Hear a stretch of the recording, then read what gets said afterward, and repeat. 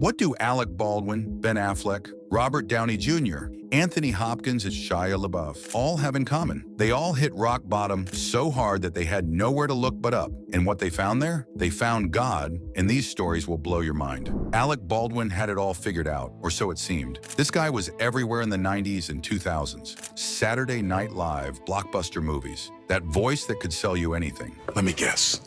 You're too busy to watch this ad.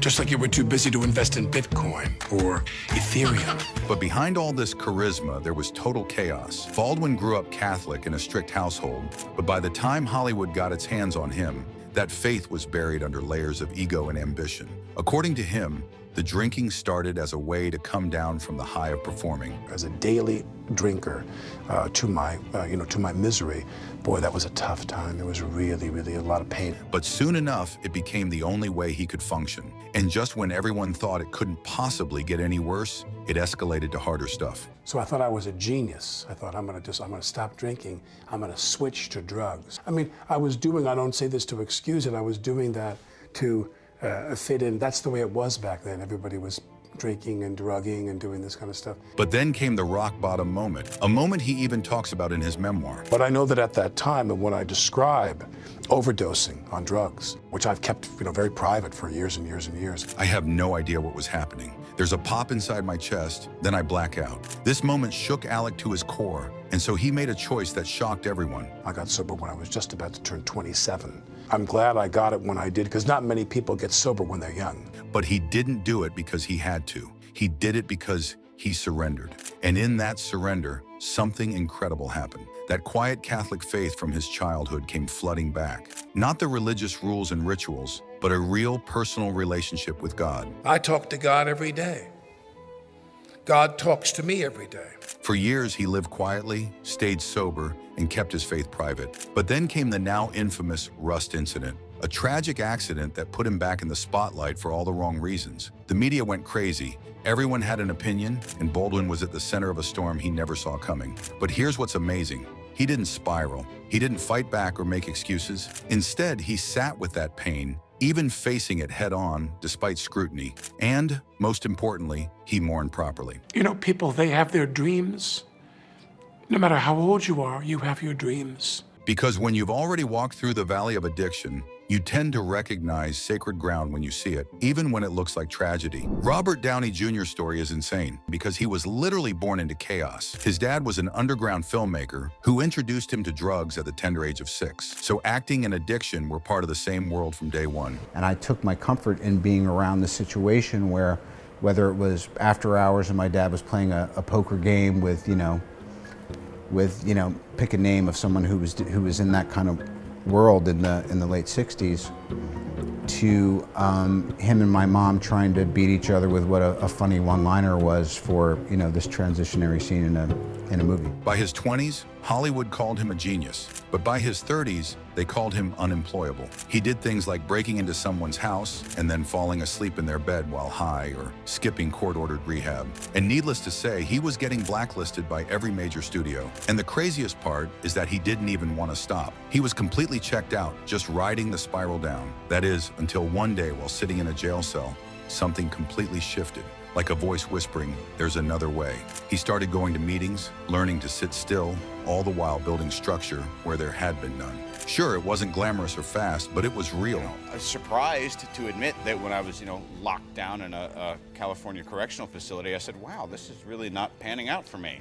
Downey talks about feeling some kind of force pulling him forward, sometimes through people, sometimes through failure, but always towards something better. I always think of it as like this little super thin, invisible thread, but you can feel the tug and you have to be really gentle. Now, this might actually be God he's talking about, but regardless, he followed this so-called thread out of addiction, out of jail, into fatherhood, and eventually into his second act as Iron Man. But here's the thing, he knows how fragile recovery is. He still catches his ego trying to sneak back in during moments of success. But the difference is now he knows how to name it and walk away. He meditates daily, trains consistently, and sticks to the routines that saved him. Not because he has to, but because he knows what happens when he doesn't. The truth is simple. You don't really ever beat addiction. Instead, you just learn to stop hiding from yourself. Ben Affleck was supposed to be the success story. Boston Kid makes it big, wins an Oscar before 25, and then becomes Hollywood royalty. But success can be its own prison. One drink after work became 2, then 5, and then a terrible secret. He wasn't even partying by that point. He was medicating. I started to drink more and more and more, and it was really hard for me to accept that meant I was an alcoholic. And the worst part is that he knew where this was heading. His dad struggled with alcohol, and young Ben watched it tear their family apart. For me, seeing my dad was just, he was drunk every day, and that was just life. He swore he'd never repeat that cycle, but addiction doesn't care about your promises. And then, his own divorce hit him like a truck. Suddenly, he was trying to be a good dad while battling his own demons. He'd go to rehab, get clean, only to relapse again and again. I was sober for a couple of years, and then I thought, I want to just drink like a normal person, and I want to have wine at dinner and so on. And I was able to. The tabloids had a field day, but the real pain was in the mirror. Then came the moment that changed everything. His daughter saw him stumble, and in her eyes, he saw the same fear he'd felt as a kid watching his own father. And that broke him completely. So he decided to go public with his struggles. The cure for addiction is suffering. You suffer enough that something inside you goes, I'm done. And I'm lucky because I hit that point before I lost really the things that were the most important. It was not my career or money, it was my relationship with my kids. And in that brutal honesty, something shifted. Demonstrate that you don't have to be defined by these issues. And I think the value, if there's value in me talking about being a recovering alcoholic, is that, that doesn't have to be who you are. Today, Affleck moves differently. He's present with his kids, committed to his sobriety, and rebuilt his relationships from the ground up. Not perfectly, but authentically.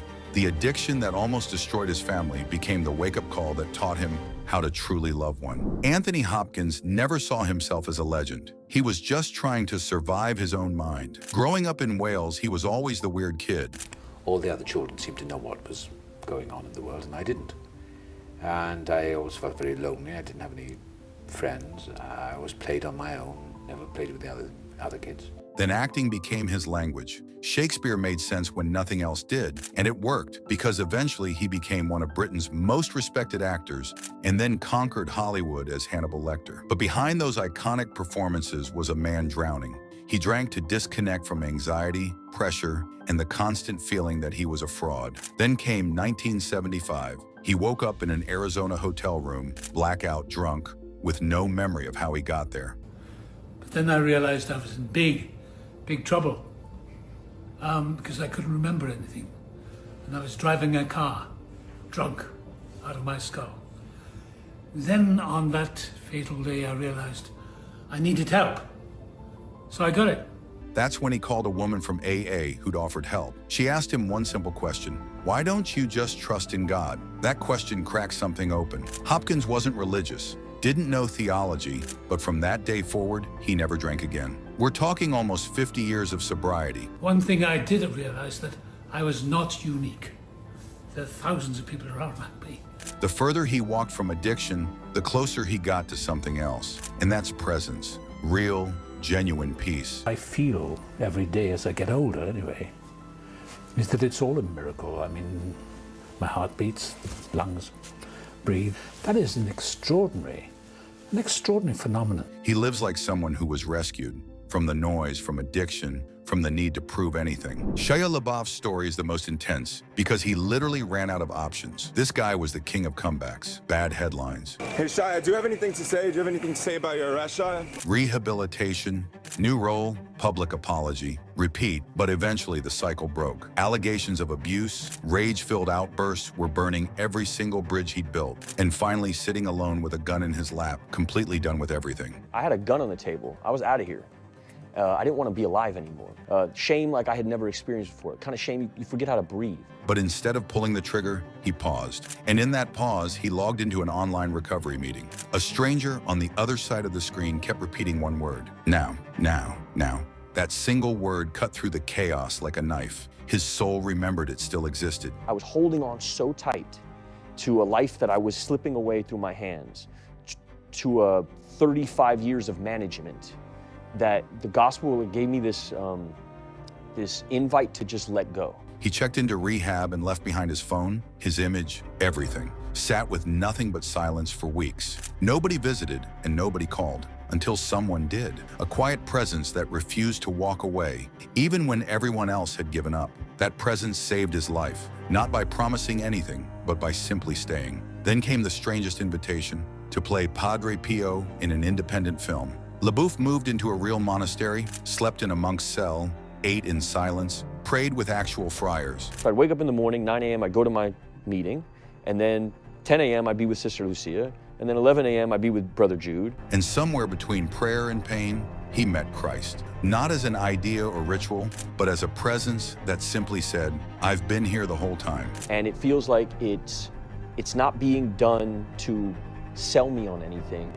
And it feels almost like I'm being let in on something very special. LaBeouf didn't become traditionally religious. He became desperate. And in that desperation, he found something deeper than self-help. He stopped asking why he suffered and started asking what the suffering could teach him. If these stories hit you where you live, drop a comment below. Have you ever had a rock bottom moment that changed everything? And if you want more incredible transformation stories, smash that subscribe button because we're just getting started. Thanks for watching, and remember, God is always on the move.